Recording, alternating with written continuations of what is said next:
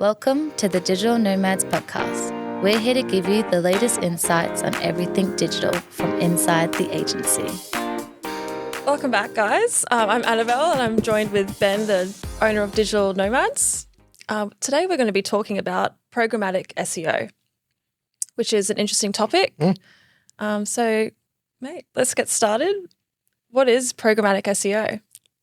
Yeah, it's a talking point again. I think it's just starting to come up. So it's been around for a long time. It's nothing new.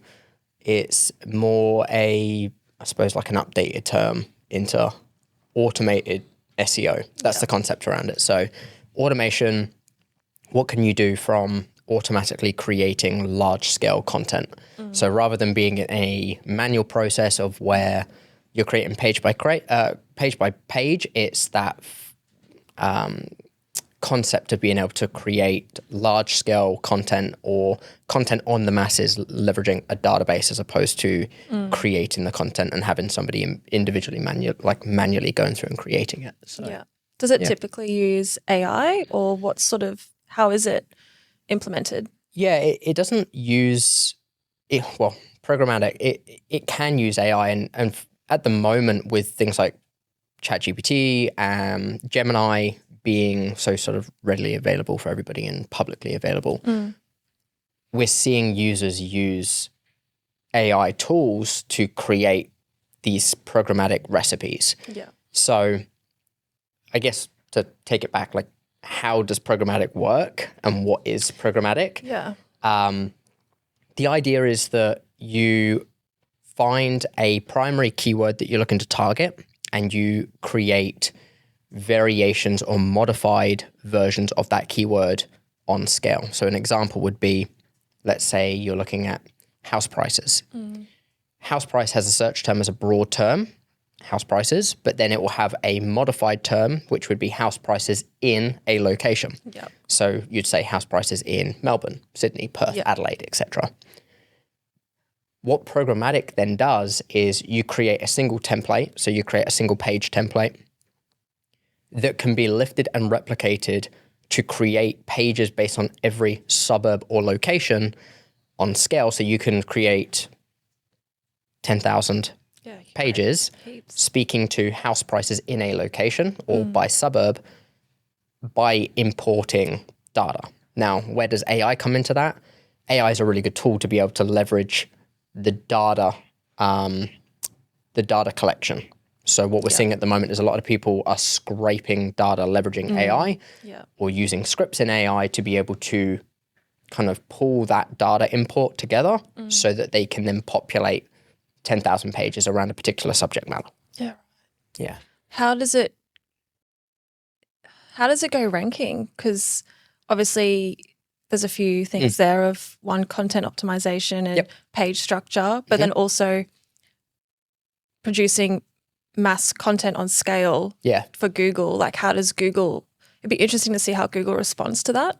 Yeah, and how the website performs. Yeah, definitely. So we've been doing a lot of research on this and working in this. Like I've worked in programmatic quite a lot in the past. You know my history, and I've worked in plenty of different websites that have gone into the programmatic SEO space. They are ranking too. That does rank. Yeah. It's not for every business. No. The idea is that it's not.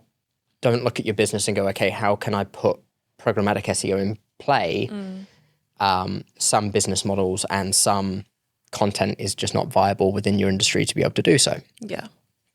So, yeah, it's not about trying to make it work for you.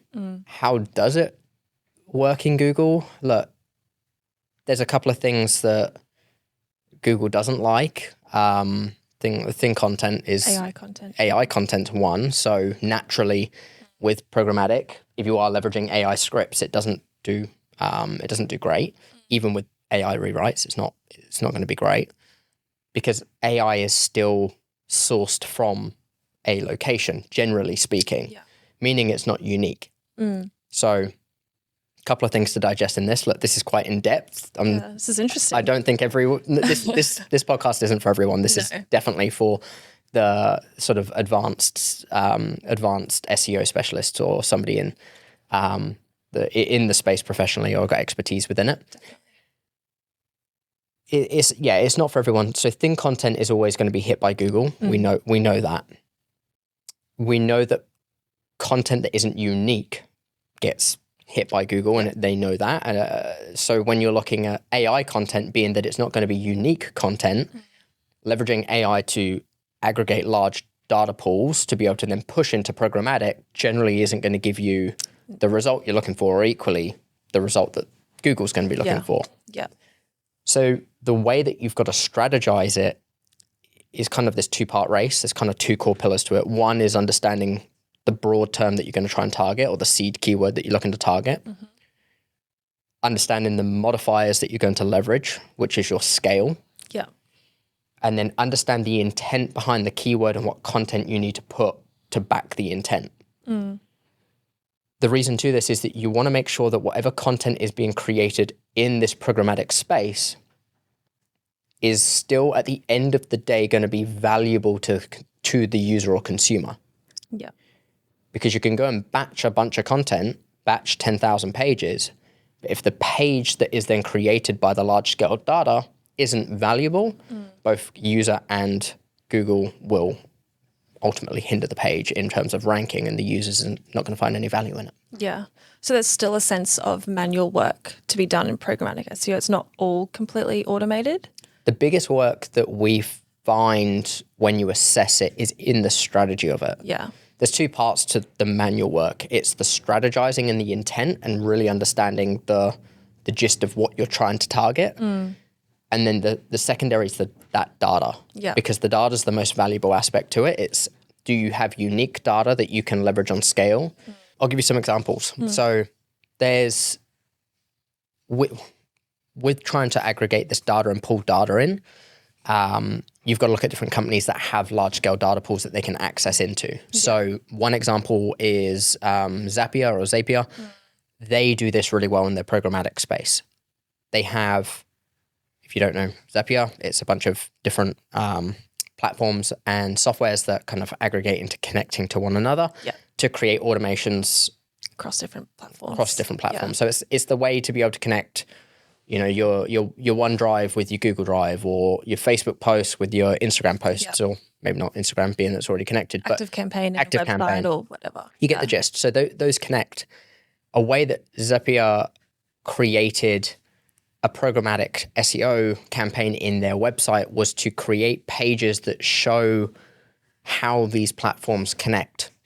So they created pages that showed recipes of platforms or softwares and how they connect to one another, page by page. So it was pages going, you know, how do I connect my Facebook to my active campaign? Yeah. They already had the modules and the data to do that. And they basically went, this can connect with this, create a page for it, times by how many variations of that they could offer.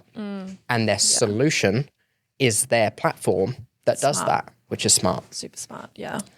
The other way of looking at it, or another way of doing it, is not necessarily looking at data being pulled in to a platform, but a platform being able to have data being created for it. This example would be something like, I've spoken in the past about this, someone like TripAdvisor. Yeah. So when a hotel comes along and uploads their hotel, say that they're in New York, and there isn't a page for hotels in New York, based on the user uploading the hotel in New York, it will then create a page for that hotel. Yeah. So it is creating pages essentially based on UGC. Yeah. So the user-generated content is creating the primary pages in the locations because they can now offer something within the location. Interesting. You just have to be careful of duplicate content. So if someone's uploading their hotel and they're, you know, there's going to be a description of some sort on their listing, if they just copy and paste a description from their website onto their listing, how does that affect?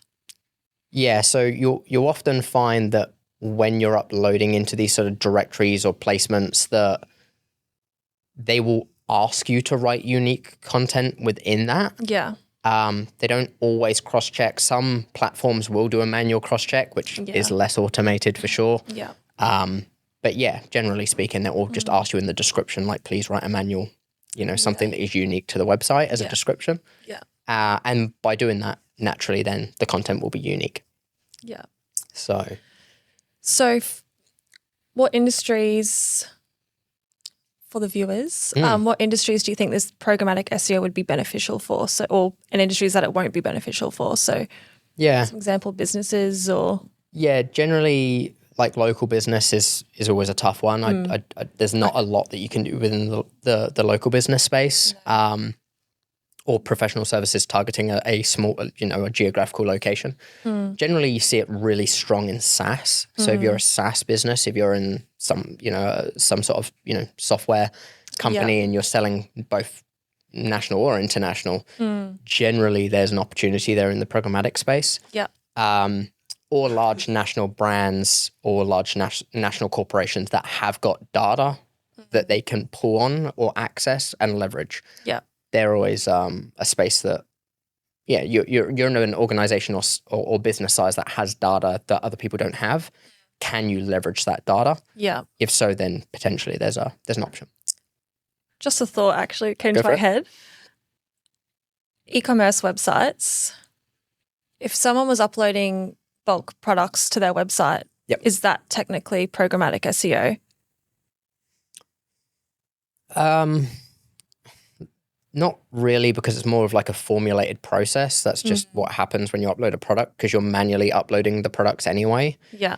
But yeah, again, it is somewhat a buzzword. So if you want to talk about being able to create multiple pages really quickly, then it is somewhat doing that by a bulk export or a bulk CSV import, sure. Yeah. But you're doing programmatic SEO. You're kind of doing I think sort of. I think it needs to be looked at isolated. Yeah. And it needs to be looked at its own campaign and strategy. Yeah. But yeah, that's kind of the gist of it. Yeah. And it's definitely not a set and forget channel, I don't think. It still would need the external signals of off-page authority building, relevant links, internal links as well, making sure the pages aren't abandoned. A lot of that does need to be done within the foundation. Yeah.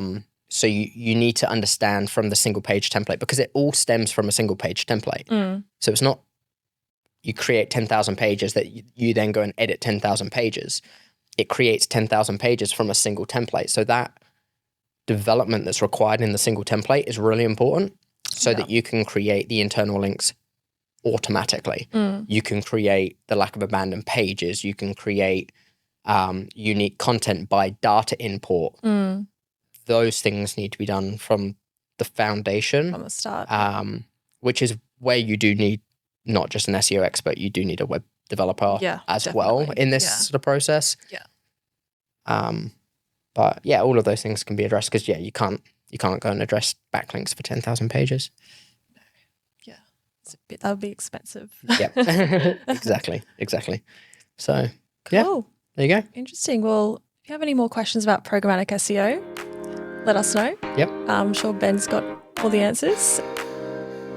Catch you next time. Thanks. Thank you for listening. Stay tuned for our next episode.